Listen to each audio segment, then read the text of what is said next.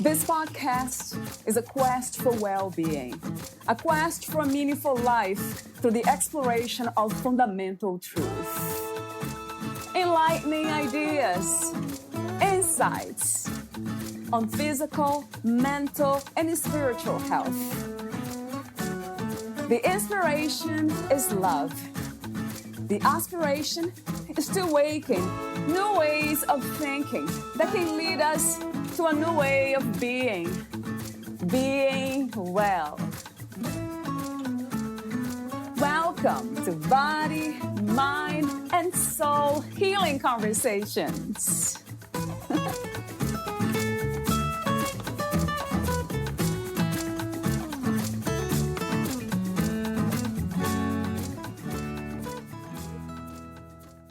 Let's take a look at the idea of standing up for someone or something. You're at home one evening and there's a knock on the door or a buzz on the buzzer or whatever. You open the door and there's someone there asking you to sign a petition banning the opening of a fast food place on your street. It's part of a well-known food chain across the country. Would you say yes and sign? Say no and not sign? Say, I would like to know more before deciding, or something else? And why this choice?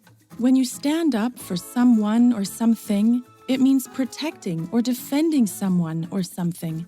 Sometimes it means you get hassled, or even putting yourself in some sort of danger.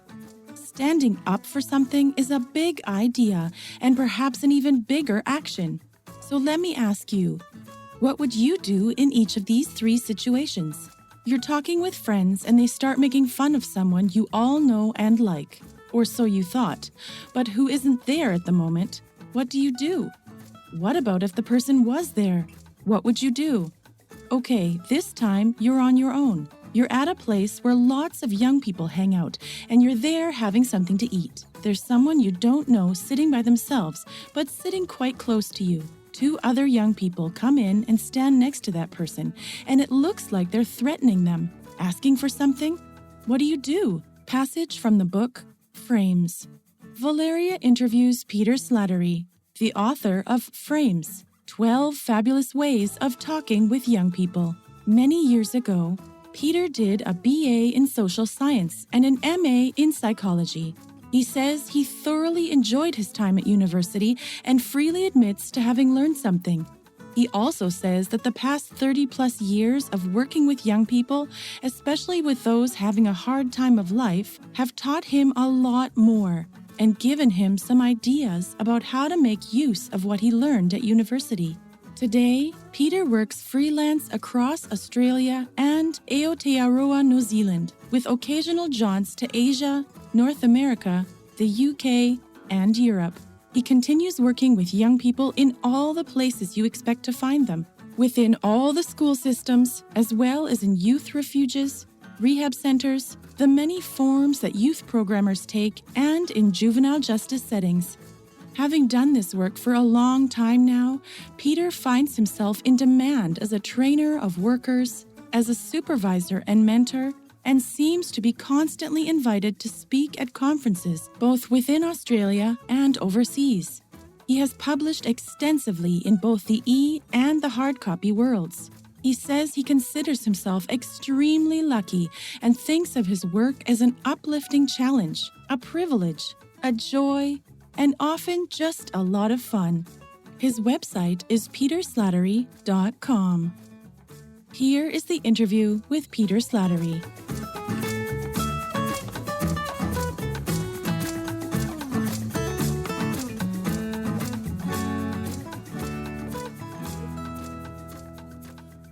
In your own words, who is Peter Slattery? Yes, that's the question I expected. Right. I tried not to prepare an answer because I would rather sort of just be spontaneously me rather than sort of thinking about something, but it was hard not to think a little bit, and so I did. So I thought I'd just mention a couple of things that I do, which are actually important to me, and that's not who I am, but that's what I do, and they have significance to me. So I do a lot of physical things, but they're all, I don't play sport, but I run most days. And if I'm not running, then I cycle. And if I'm not cycling, then I swim.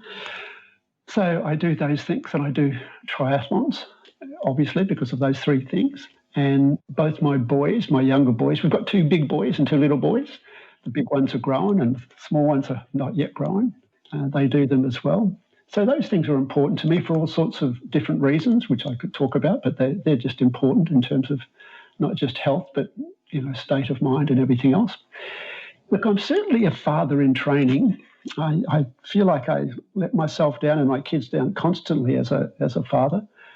It's a hard gig, but certainly a father still in training, I suspect forever, that defines me in my life in many ways. So we have the two big boys are now grown. They're 32 and 31. The other one just turned 31. And the little ones are, well, the little one's not so little. He's 14, and then the other one's 10. So I take a lot of my life and a lot of my time and my purpose is built around the boys. I've made a point of, as they've grown, to be there, I hope, for everything that matters to them. And like all families, we go through hard times. So Peter Slattery is somebody who I think cares about, I care about my family deeply. And my partner and I, we're quite volatile people. We're both really speedy. I'm speaking slowly for me. This is me at about half pace. So we're both very, very speedy, which means both our boys are super active as well. And Janine, my wife, my life partner, is from Aotearoa, New Zealand. And we are really important to each other, as I suppose most, if many, if not most couples are. So that relationship is hugely significant to us in terms of how it continues to develop and I think inspire us. And Janine she's not calm at all by any means, but she's got an extraordinary strength to her. And so part of what Peter Slattery is a person in relationship to other people. I am definitely what you'd call a people person. So I'll stop there and see if you want me to add anything. I'll be asking you more questions to understand the way you think more about life. But thank you for being you. Thank you. I have no choice. This is who I am. Yeah, it's beautiful. Before we talk about some of the topics in your book, Frames, 12 Fabulous Ways of Talking with Young People, I have a few warm-up questions, as I mentioned, off record. So the first one is, what does it mean to be a human, Peter? Oh, it means I feel like I need to be careful here because here I am, a privileged person living in Australia, and I look at the hardnesses of the world and the difficulties and some of the stuff that's happening in the United States right now around race relationships, which are echoed in this country.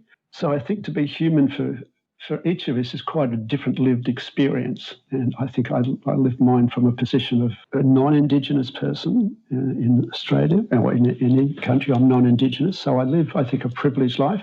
To be human means, I think, for me, it means to struggle, and it means to not give up the struggle.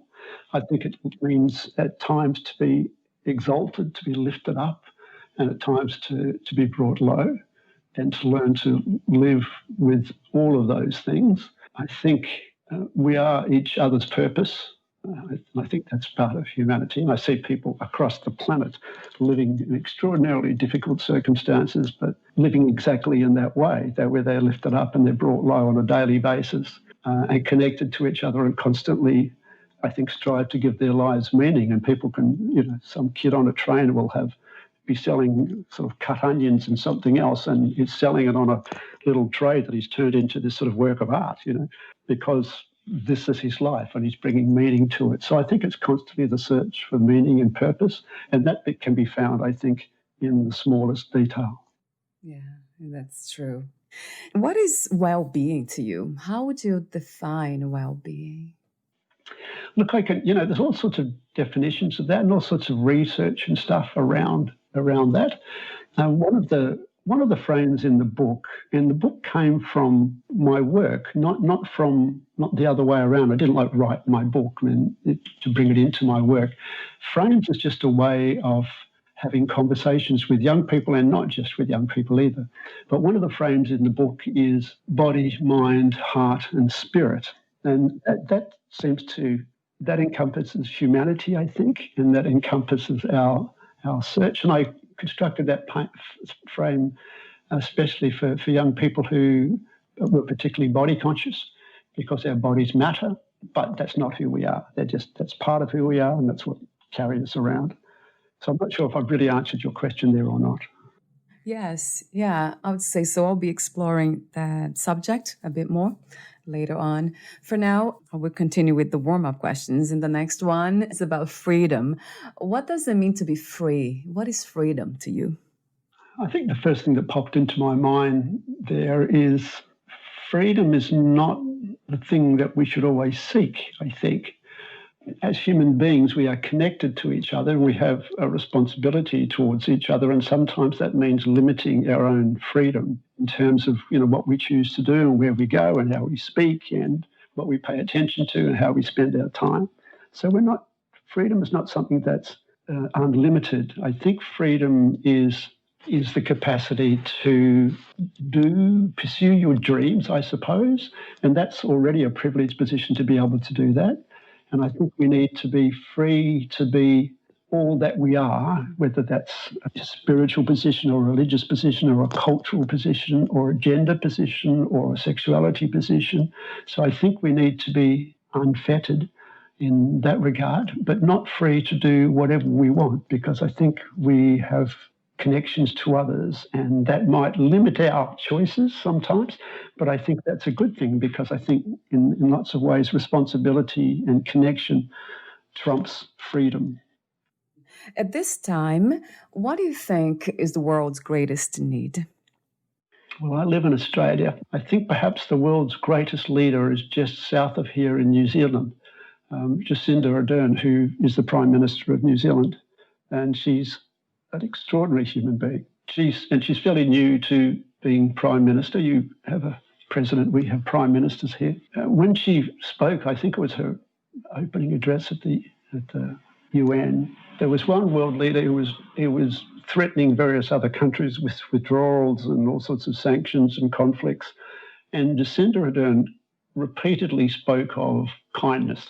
And I think, there's nothing economic in that. There was nothing cultural in that. There was nothing in terms of personal gain in what she was saying. She simply talked about something that she thought the world needed more of. And she repeats that, and I believe that she means it. So I'd be inclined to back her and say, I think kindness is a little something that we're a little short on and we could do with more of. Just to clarify, kindness, what would be the manifestations of kindness? Okay. And it's a comment about me, I suppose, or it's a story about me briefly, because people have done exactly the same for me. I was jogging. I saw somebody approaching me in the street. She looked like she was wearing a dressing gown and waving and gesticulating. And as I approached, she was crying and sort of talking to the air, and she looked like she had a sore eye. And so I just stopped and talked with her and said, "So, what's happening?" And she went, and this man has done these things, and I have a false eye." And she took her eye out and showed it to me, and that's an unusual occurrence. That doesn't happen every day. Right. And I said, "Well, are you safe?" And she said, "Oh, yes, he left years ago." So she was going through something in her mind and there was a person present for her who wasn't there at all. And she said, "I used to be healthy and I could run like you and stuff." And I said, "But here you are, you're walking. You're doing it. You're doing, physically looking after yourself." One of the great things to do, we know, when you're actually not feeling great, is to move. Keep moving. You don't stop, move, do something. And I said, "You're doing it. You're doing exactly what you need to do, And she calmed, and I said, "Well, on these streets most mornings, are you all right? I can help you." She said, No, there's nobody at home. I'm safe. I'll go home. And I said, "Fine." So, but that was an act of kindness, I suppose. And I suppose that's when I like myself, when I do something without thinking that I think is a good thing. And it occurred to me then. I've just been on a train in India where someone looked at me, and I think they decided that I looked thirsty, and gave me water to drink. Oh. And, being a fairly sociable person, I kind of, turned to them to have a conversation, and they didn't particularly want to have a conversation. They just saw that somebody was in need and they could respond with water, and so they did. My 14-year-old boy, who's going through a bit of a tough time at the moment and doesn't always love the world. The other morning he just said, "Thanks, Dad." "Thanks, Dad," in a really nice way, because he'd got a bit grumpy about something. We drink coffee in our household, and he'd made me a cup of coffee, I think, and himself, and had managed to pour them both on the floor somehow. And I said, he sort of got grumpy, and I said, "I'll make another one, not a problem." So I did, and he was still grumpy. And then a moment later, I heard him call out, "Yeah, thanks, Dad." That's kindness, because he'd risen above his own sort of disappointment at having spilled his coffee. He stopped being grumpy for a moment, and he was kind to his father, to me. All those things are acts of kindness, I think. I love those. Yeah. They resonate very much as kindness. And somehow I connect the word kindness to patience, understanding, compassion. And why not the word love? What is love to you, Peter? What leaps to mind automatically, I think, is love is an action. We can say all sorts of things. I was asking somebody once what respect meant. And they were telling me, and their phone went off, their mobile. Do you call them cell phones? We call them mobiles. And he just turned away. And I kind of thought, and he was explaining to me what respect meant while answering his phone. And I thought, well, I think he's missing the point here somewhere, like there's something not in keeping with his words and his actions. So certainly love are things like feeling, but love is something that's, I think, is unlimited. And I think, and my partner would say beautiful things. You need to talk with her about this. She has endless, boundless love. It's not limited by relationships. She's very deeply connected to her culture. She's Indigenous to New Zealand. She's Maori. So she's deeply connected to her culture and to her whānau, her family, but to us as well. We're not an easy family, but I feel that Janine loves us and we love each other because we're committed. We're not, I think our boys know that we're not going anywhere. If it gets difficult, we'll be there. So I think it's all the things where you look at somebody and you feel something, often quite physical, I think, where you actually can go, you feel your body responding to that other human being because there's a connection and there's a warmth there and there's a closeness. And I think there's that, and then it's how we behave towards that person, how we behave towards ourselves. And love isn't limited, and I think we probably care for, spend more time with, do more things for those who are physically and emotionally close to us. But love is not limited by those people, and that love is not diminished by it being spread to others across the planet. And again, our love then is defined by the actions that we take, I think, on behalf of others and the planet on which we live. What is your understanding and idea of peace? I think it's certainly the absence of conflict and tension, but that's almost impossible to achieve, I think. It's a goal, it's something to aim for, but it's likely always to be, I think, tension in the world, larger or lesser. So I think peace is something to do with, there are things that people would have on posters on walls would say something like this, I think, but I think there is something about looking to where we can make a difference and where we can make change, but at the same time accepting who we are and what's happening around us, because we're frail creatures and we can, I was raised a Catholic, and Catholics are very good at beating ourselves up. Everything's my fault, global warming, it's my fault. So I think if we can look at who we are and say, all right, okay, and I can say to myself, Pete, you were tough on your son that day. You were grumpy with him, and you were grumpy with him because you were grumpy with yourself. And it's a good thing not to be grumpy with my kids. But if I can go, all right, well, don't beat yourself up about that. What you strive to do is to bring, a sense of peace and calmness to how you behave and how you and see that within yourself and accept that it happened and try to be a better human being. Because I think we need to be at peace with ourselves so that we can be of value and connection to others. Yes, that's a Wonderful answer. We need to be at peace with ourselves before we try to make peace or trying to manifest peace with others or even begin understanding what peace is outside of us. So let's talk for a moment about spirituality. What, where, and who is God to you? Look, I don't have any convention. Like I said, I was raised a Catholic, and so I believed in sort of a Catholic God. There's a comedian called Dara O'Brien who's Irish and Catholic, and he talks about Catholicism being the most sticky of religions.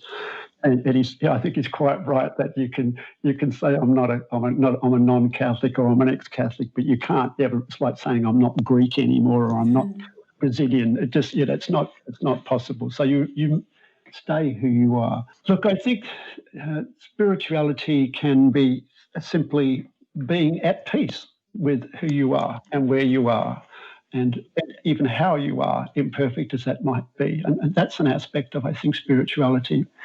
I think there's another aspect where people imagine deities and being somehow which inhabit the universe, and I think that's all possible. And and if that's what you believe, and it brings harmony to you in the world, then fine. I think there's another sense of spirituality where we consider ourselves to be part of this world, and I think of myself in that world, that I am part of this place. I came from this place. I will return to this place. My body will change.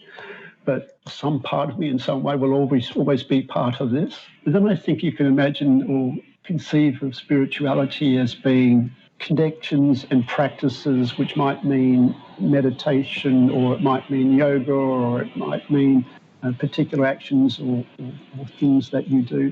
And that's another form of spirituality. Young people these days are defining spirituality for themselves in all sorts of different ways. And some of those things are simply playful, and there's nothing wrong with that. And some of them have deeper meanings and searches for meaning. So I think it's a very open word, and as long as it has good things within it, it can be just about anything. True. So true. The way you connected the word spirituality or God to the sense of inner peace and being at peace with ourselves would be a wonderful definition for spirituality, right? And I agree. And my last warm-up question, what do you think is the purpose of your life at this time? To live it, to put it simply. I mean, I think of myself in terms of responsibilities, and, it's my family. I have, and our kids are young, and so I have a lot of my life is. I mean, I think we need to look after ourselves. Janine and I, we need to look after ourselves, and it's absolutely true that I do a lot of work with parents, and parents who have lost their kids because they've done things and kids have been taken away from them. And they get sentenced to me to learn how to be a good parent. And I just go, let's forget that. Let's just have a look at you. Like if we can do stuff together so that you feel lifted up and you feel good about yourself and you're okay with the world, then your kids will get a good deal. You'll be the best parent that you can be. And so my life at the moment is filled with our family and with the raising of our kids. And that takes up a lot of my body, heart, mind, and spirit. True. Yeah, I would think so. Yeah, I'm not a mother, but I can imagine. Absolutely. Yeah. So let's talk about your work. How did you become a writer? Well, I used to write as when I was a kid. I used to imagine things and, invent stories and things. So I enjoyed that. And in terms of, I've written a number of books now, or two, I suppose, and two and a bit.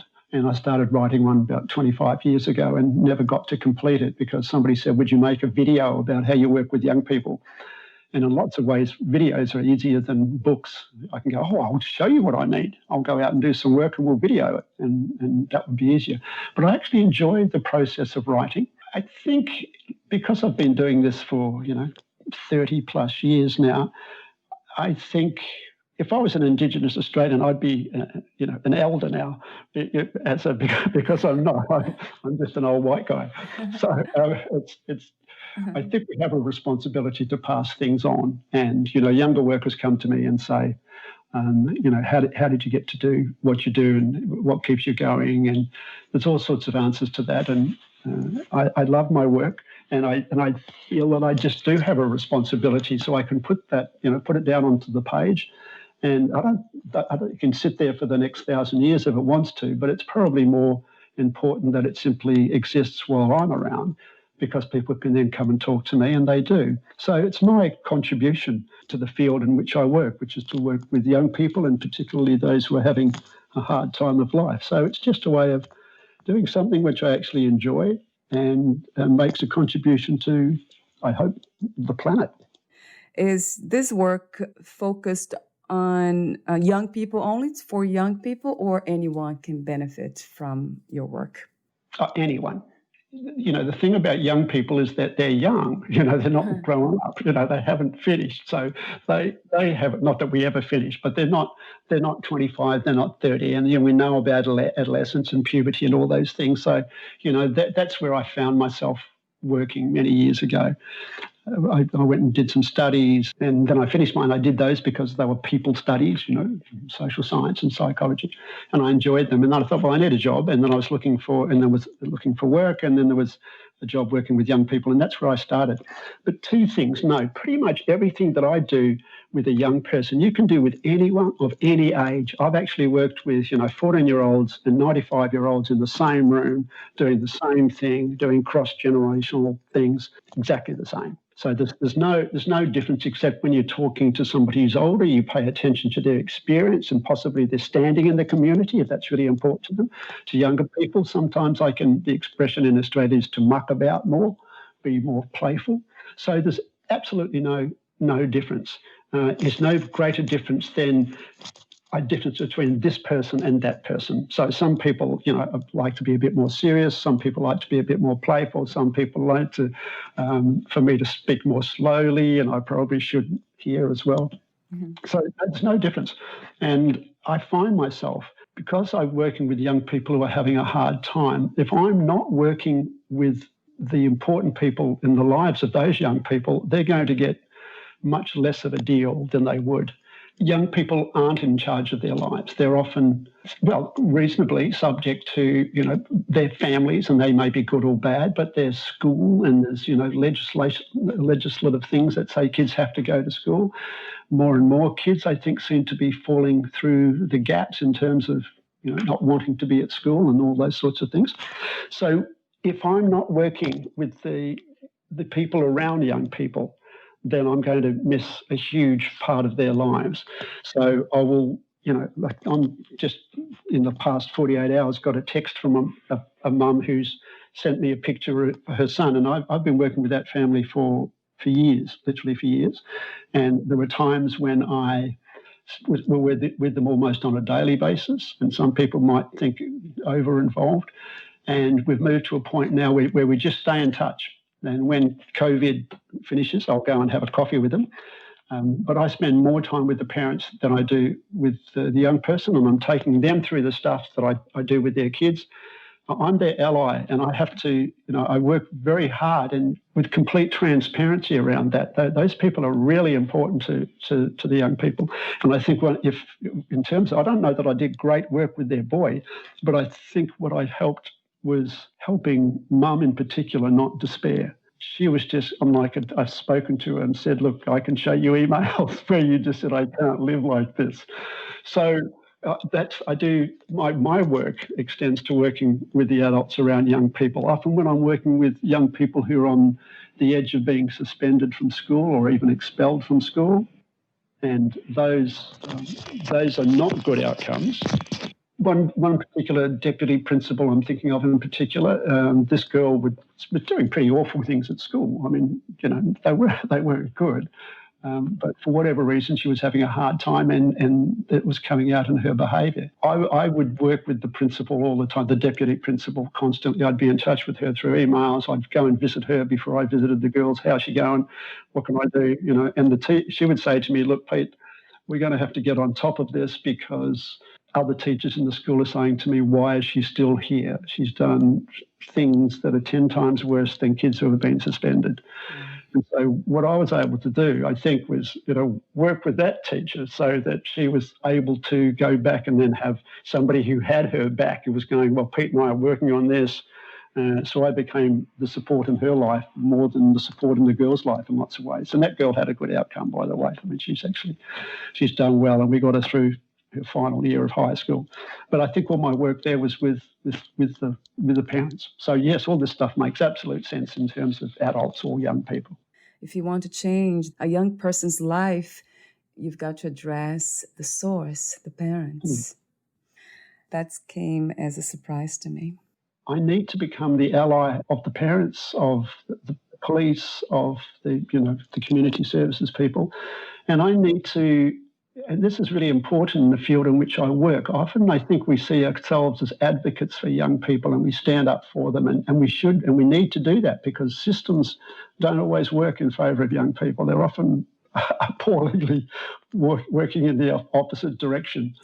But I need to have the same regard for parents who are imperfect and for police, not in terms of the stuff that we've seen in the United States and in Australia recently. We know that those actions just need to be addressed by the judicial system apart from anything else, but we need to change those things over time. But I need to become the ally of the people who are important to that young person and their well-being. Otherwise, I will fail. And I think sometimes in the sector in which I work, we almost see them as the enemy, that they're not doing their job, so we have to.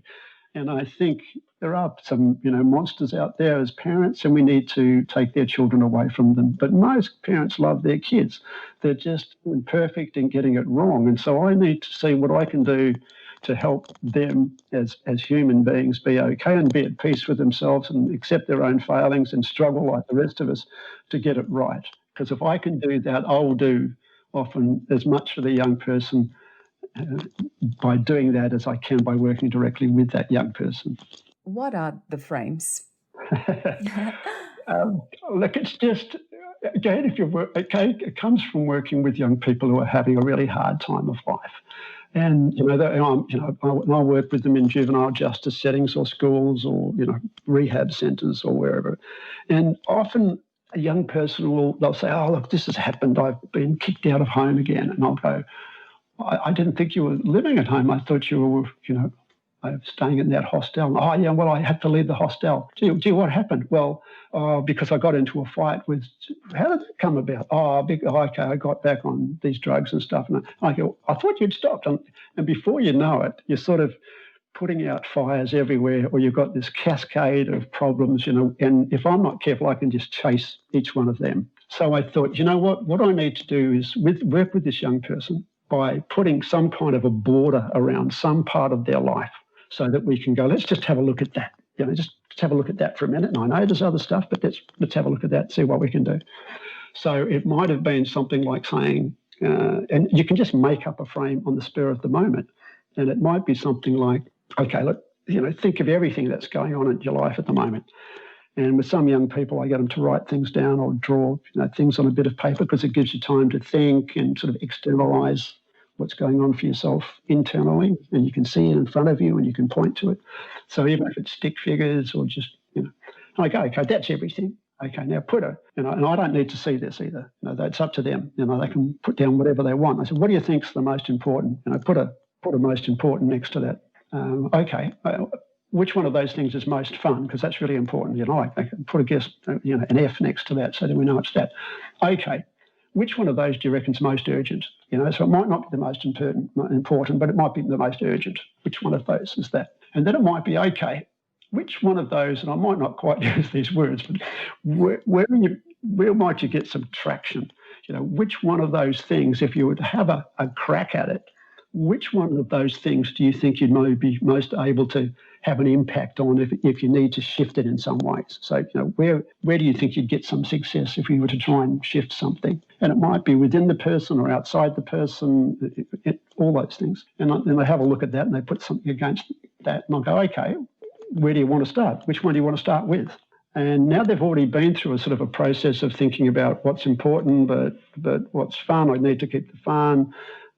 This is important, but I don't think it's going to make any difference. I want my mum to love me, but she doesn't. How can I affect that? So already they're starting to solve their own problem, if you like, look at their own landscape and make some decisions about how to move forward. And it gives them runs on the board, as we would say in Australia. I don't know how you would describe that in the States, probably something to do with baseball. That's where we go. So the young person has agency, if we want to call it that. They have control, and they're entering into a process where they can start to take control of their life. And it's done in a way which is contained, so it becomes doable rather than trying to solve everything.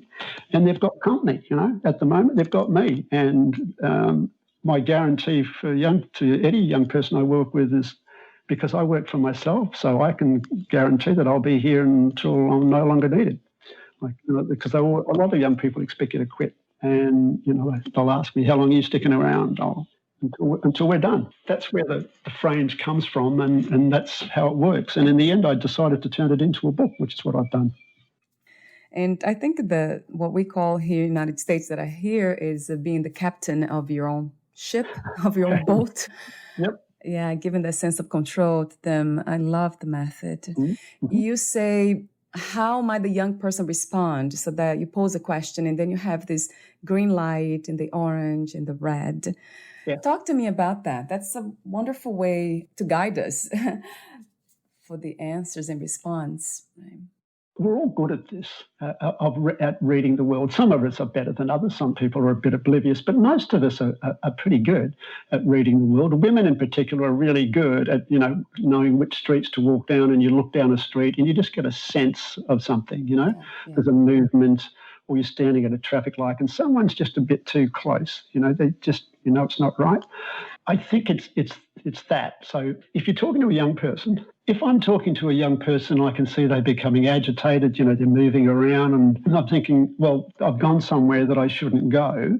And I'm pretty direct in the questions that I ask of young people. At the same time, I'm extremely democratic and want them to be part of that conversation. And I want them to know also that they can tell me to mind my own business, in the nicest possible way. For me, it's around, if I'm getting a red light, that is, I can see in the kid they're becoming agitated, and the kid for me, by the way, is, I define kid as anybody under 50. That's my definition of kid, because we're supposed to say young people. My grandmother, who I lived to be 100, I considered to be a sort of a maturing adult. So there's my definition of kid. If I getting a red light, then I might just simply stop or go somewhere else. Or sometimes, even though I ask questions a lot because that's a way of paying attention to the other person, it's not an interrogation. If I'm asking you about music and, whether you like Brazilian music, for instance, and how can you not, then I might go, yeah, look, I love, the clave patterns in music, and, so I can drop some part of me in that conversation as well. And that in the red light might become, an orange light. If I've got a green light, it just means proceed. The young person is responding, they seem comfortable, they seem interested, they seem, at ease with what we're doing, so I proceed.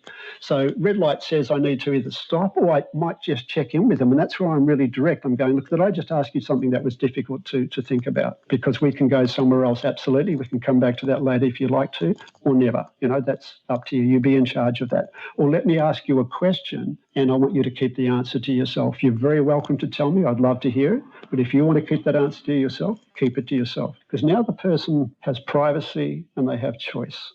If you've got privacy and choice, you've got at least some control. They can tell me things, they can choose what they think about, and they can tell me or not tell me. So straight away, even in that opening conversation, they have agency.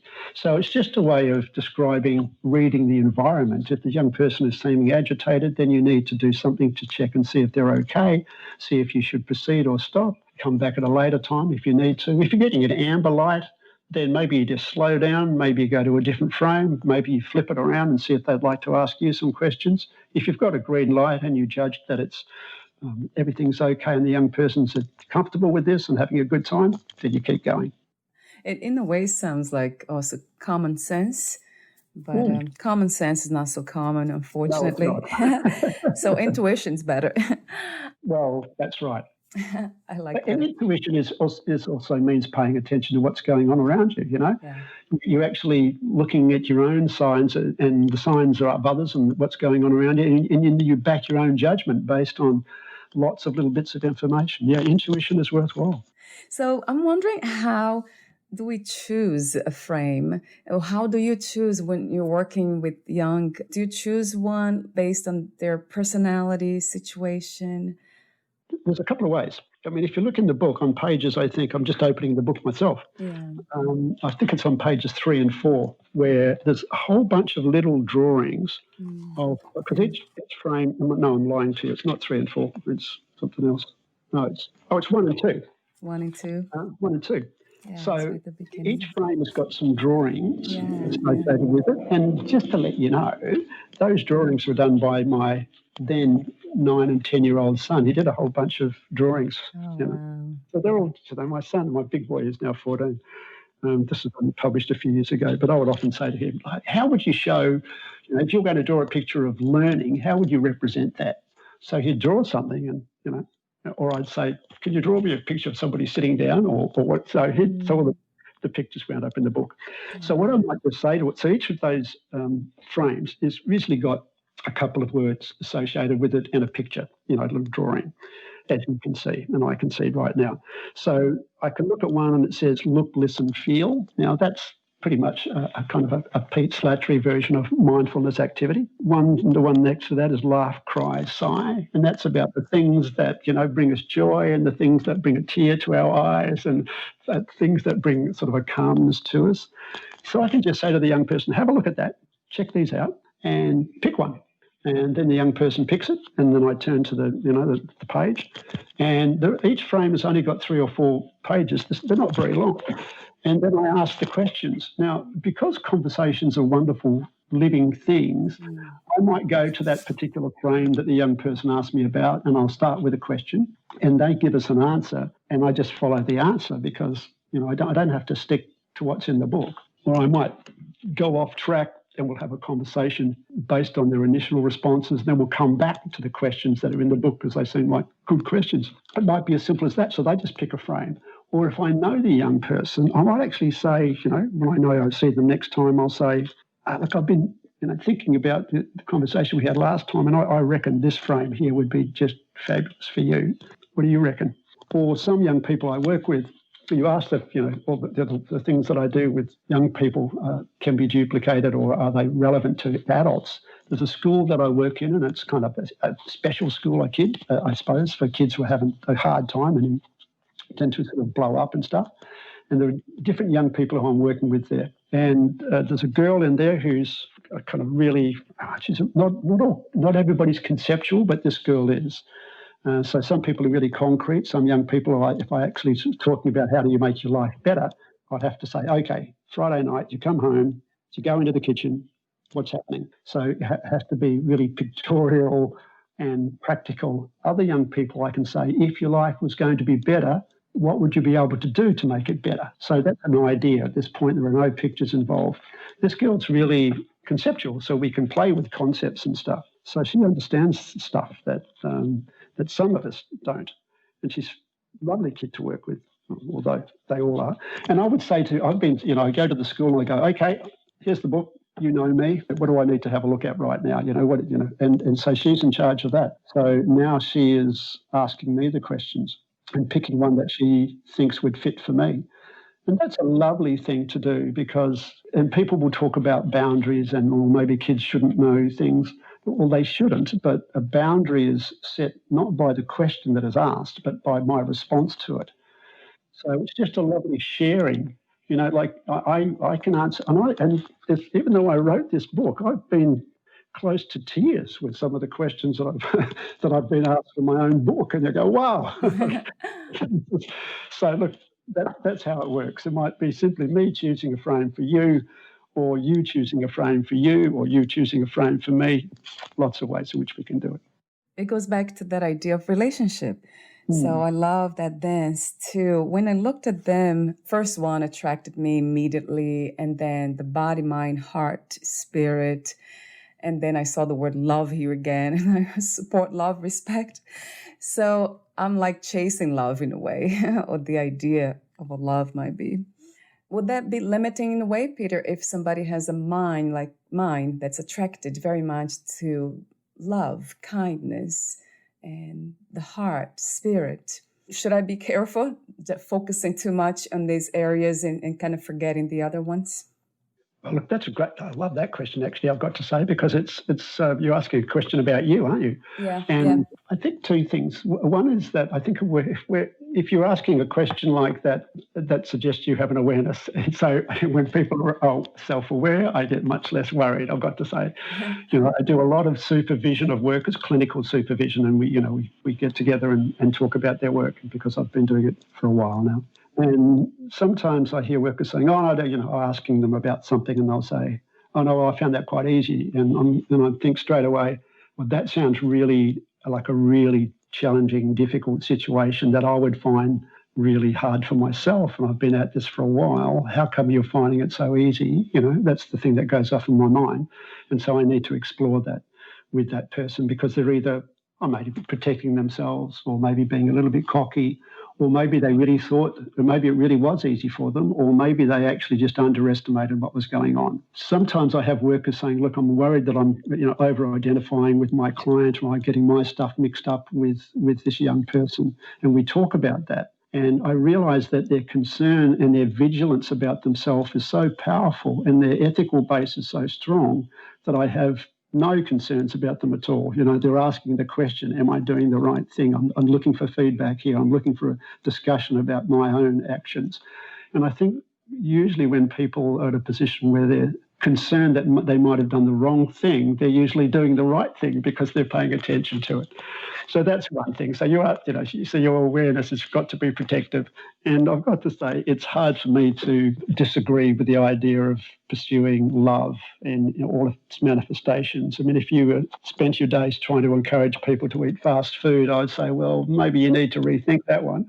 Right. But I'm not hearing anything bad about that. And I suspect, Valeria, that, if you had the Frames book in your hand and you were using it with someone, I don't think you would be prescriptive in terms of which frame that you thought would be useful for the person, or you offered. My guess is that you would, because you're a person who asks questions, you would ask me what frame I would want to do, so Absolutely. I'm not fearful for you. I think it's all right.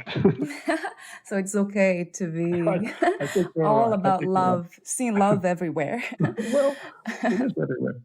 It is, yeah. And I agree 100%. Love, I would say, is the foundation, isn't it, to everything else. So thank you, Peter. Hard to disagree. And would you like to add anything or read a passage in your book before I ask you my final questions?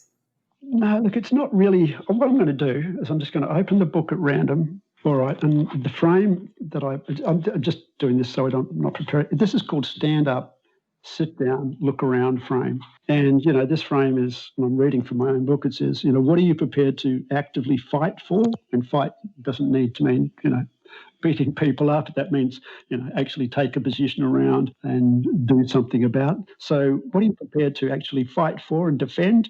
That's a stand up. What in life do you think you need to actually avoid, stay away from? Because we've all got those things.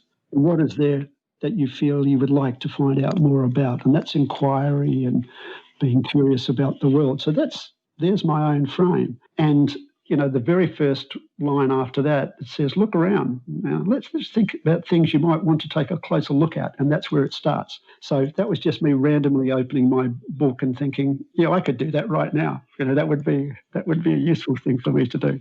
Yeah. So I don't know if that's a passage from the book, but it's the way the book works, and it can still actually make me think and feel. So I'm pleased about it. I'm happy. I never know when I produce things like this. I've written a book and I enjoyed the writing of it, and I thoroughly loved working with the friend and colleague who designed it for me, and she's just a beautiful one. And that was a delightful process in itself. And now I'm hearing really lovely things about how people are using the book, and that's a joy as well. Yeah, it's. And you can just download it from my website too. That's the other thing. It's there. I've made it free. Absolutely. I love your work. Thank you so much, Peter. And I have a Few more questions for you. What was the hardest lesson to learn about yourself and life as of today? Oh, it's not over yet, so I suspect I've got some more hard lessons. I've got to say, when I said I'm a father in training, I meant that. Every day, I look at, review how I am with my kids. So that's an ongoing lesson, and I think that has changed me. It's a constant challenge, and that's a complete roller coaster ride. It has extraordinary highs and extraordinary lows. So I think that's an ongoing lesson, which I think is going to be ongoing for a long time, if not forever. So the lesson that I'm learning, because I'm not particularly patient, and I'm easily hurt and easily lifted up. And so for me, I think the learning, the lessons are coming from my kids on a daily basis. As I said, the big ones are growing now, and they have taught me a lot over the years as well. Now we have the 14 and the 10-year-old, and I think they are my teachers at the moment, and I'm doing my best to pay attention and learn. Consider them as teachers, right? Do you believe in unconditional self-love? Oh, that's a hard one. I think it's a good idea. Right, it's a good practice, right? It's a hard one to do, and I think in some ways I think that the best part of me is in my work, and I think well, gee, that's terrible. How can I not apply the best part of me to my kids? And I do, and people would say, I'm hoping people would say I'm doing all right. But that's a hard one to do, I think. But what I've always been good at in my work, if I make mistakes, and I do make mistakes, and then I can beat myself up about those really badly. That's the Catholic in me, I think. But I don't become self-indulgent, because if I'm sitting around going, poor me, then I'm not going to be able to, think clearly about whether I really did make a mistake, and if I did, was I just off my game that day? Had I not had a coffee that morning, was I grumpy or sad because something had happened at home? So I review my work and what I do really, really carefully and really critically and really harshly, but I try to be honest with myself, because if I'm not, then I'm simply not going to do better. I work with people's lives. It's not something that I can be casual or relaxed about. I think in that sense, there's self-love there, but it's a hard thing to do, because it means me being completely honest and open with myself and accepting my good stuff as well as accepting my less good stuff. And I try to do that with my boys as well. And I think I fail constantly, but I continue to try and do that, because they really deserve the best parents they can get. And they've got a pretty wonderful mother, so if I can do my part and be the best father that I can be, then I owe it to them to do that. And self-love is part of that. It means looking at myself and going, okay, that was a mistake, but that's okay. You're allowed to make mistakes. What else can you do? Are you doing stuff it's okay? Look at your boys, are they all right? So for me, self-love is something that's important and hard to do, and that in itself is an ongoing lesson to be learned. Judging from the work that you do and the way you express yourself, I would say you're a wonderful father too. I have two more questions. If you knew you would die soon, meaning losing the body, would you make any change in your life or do anything differently? Very little. Very little. Whenever I've looked at those questionnaires about work-life balance, I can't fill them out, because I don't have work and I don't have life. I have life. And within that life, there are things that are important to me that matter, and I need to, pay attention to them all. My children, my partner, physical movement, and the work that I do with young people. So that's an essential part of who I am and what I do.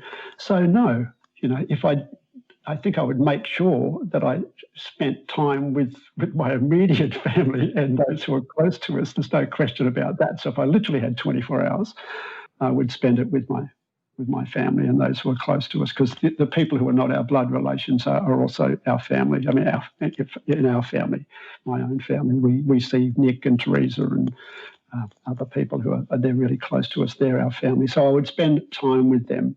We had this discussion recently in terms, if you if you won the lottery or something, would you quit your work? And I said, no. No, I wouldn't. We wouldn't leave the home we're in. I might buy myself a new bicycle, but nothing would change if I knew that I was going to die soon. If it was in the next 24 hours, I would certainly gather those around me who I love and who love me and spend the last hours with them. What are 3 things about life you know for sure? We have one. Yeah. Or possibly more, but there's one that I know of, that it's worthwhile and that it's about connection. It has been a wonderful conversation, Peter. Thank you so much for your wisdom. I love your wisdom. Where can we find more information about you, your books, products, services, and future projects? At my website, peterslattery.com. Oh, great. Thank you again, and we'll talk soon. Valeria, I've thoroughly enjoyed this. I've been looking forward to it, and it's been a complete delight. I'm so pleased that we were able to connect across the planet by almost by an accident. It's been lovely. Thank you. Same here. I will talk to you soon. Bye for now, Peter. Bye, Valeria.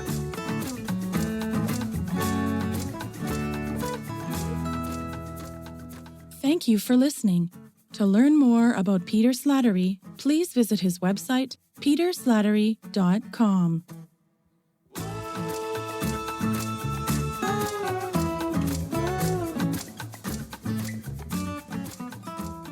To learn more about this podcast, please visit fitforjoy.org/podcast. I want to thank the Patreon members, Lawrence McGrath, Mark Basden, Terry Clayton, and Aidan Vickrock. Thank you again for listening, and bye for now.